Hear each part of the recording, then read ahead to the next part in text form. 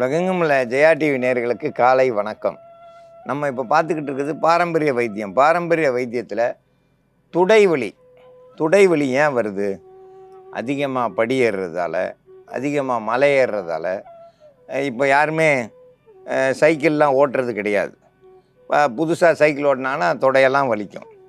அதேமாரி கிராமப்புறங்களில் வேலை செய்யாமல் இருந்து இப்போ குனிஞ்சு பாத்தி போட்டாங்க, கரும்புக்கு பார் அணைச்சாங்கன்னா தொடையெல்லாம் வலிக்கும். இப்போ எல்லாமே மிஷின் இயந்திரமயமாகிடுச்சு. அதையும் மீறி நம்ம கொஞ்சம் வேலை செய்வோன்னு செஞ்சால் தொடையெல்லாம் வலிக்கும். அந்த தொடை வலி வந்துச்சுன்னா காய்ச்சல் வந்துடும்.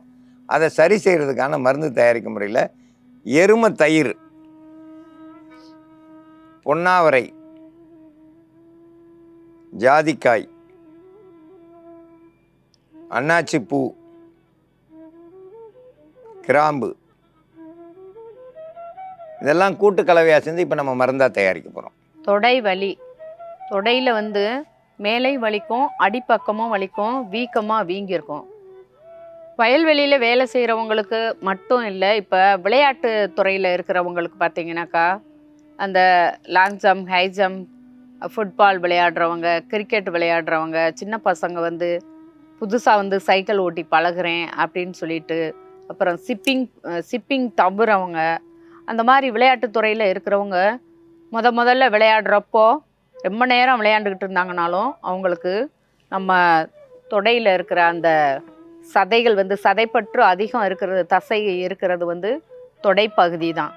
அதில் இருக்க தசைகள்லாம் ஆடும்போது ரொம்ப ரத்தோட்டங்கள் தசைகள் அதிரும்போது வலி வந்துடும், வீக்கமாயிரும், குத்தல் எடுக்கிற மாதிரி வலி வலிக்கும்.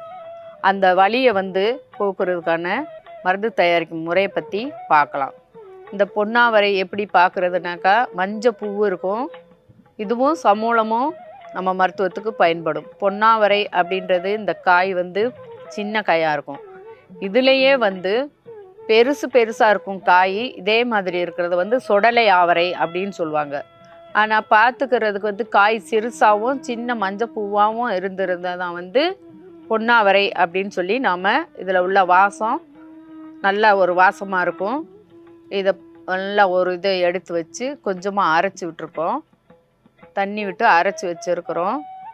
மேல் பூச்சா தான் நம்ம இப்போ போட பயன்படுத்த போகிறோம். பொன்னாவரை இலையை கொஞ்சமாக எடுத்து தண்ணி விட்டு அரைச்சி வச்சுருக்கிறோம்.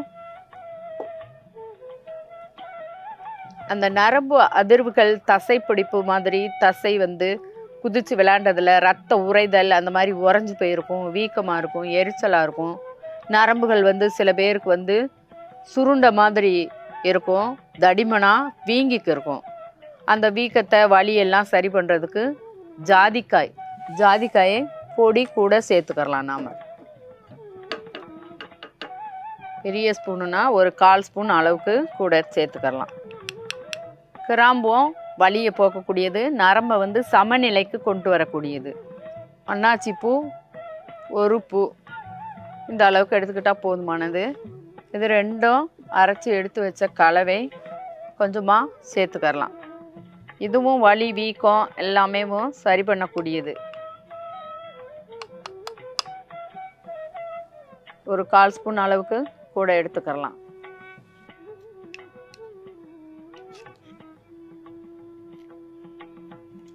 எருமை தயிர் நல்லா புளிச்சதாக இருக்கணும்.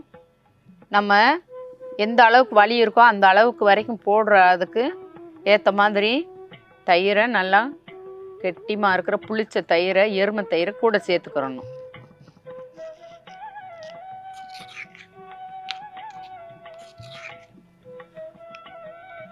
புதுசாக வேலை செய்யாமல் இருந்துட்டு போய் வேலை செஞ்சாங்கனாலும் அவங்களுக்கும் அந்த கெண்டை சதை நல்லா அப்படியே தொடைக்கு பின்னாடி தொடை முழுசும் வீங்கிக்கிறோம், வலி இருக்கும், செவந்து போயிருக்கும். இந்த கலவையை வலி இருக்கிற இடம் ஃபுல்லாக தடவி விட்டுட்டு ஒரு ஸ்டூலோ அந்த மாதிரி காலை தொங்க போடாமல் நீட்டமாக நேராக துண்டு ஏதாவது கட்டிக்கிட்டு காலை சமமாக நீட்டி உட்காந்து இதெல்லாம் உள்ளே போக வரைக்கும் ஒரு மணி நேரமாவது நீங்கள் இருந்தீங்கன்னாக்கா அந்த குத்தல் எடுக்கிற வலி, வீக்கம் இதெல்லாம் போயிடும்.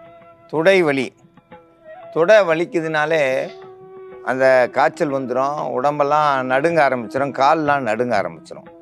அதை சரி செய்கிறதுக்கு எருமத்தயிறு, ஜாதிக்காய், பொன்னாவரை, கிராம்பு, அன்னாச்சிப்பூ இதெல்லாம் கூட்டு கலவையாக சேர்ந்து அரைச்சி எடுத்து வச்சுருக்கோம். இந்த கலவையை அந்த தொடை முழுவதும் தடவி 1 மணி நேரம் தடவிட்டு மெதுன்னு வெந்நீர் வச்சு அதை கழுவிட்டு வந்தோம்னா தொடை வலி 1 நாள் 2 நாளில் சரியாயிடும். தொடை வலி சரியாகிறதுக்கு இது ஒரு சிறந்த மருந்து. இந்த மருந்தை பயன்படுத்தி பயன்பெற வேண்டும் என்று கேட்டுக்கொள்கிறேன்.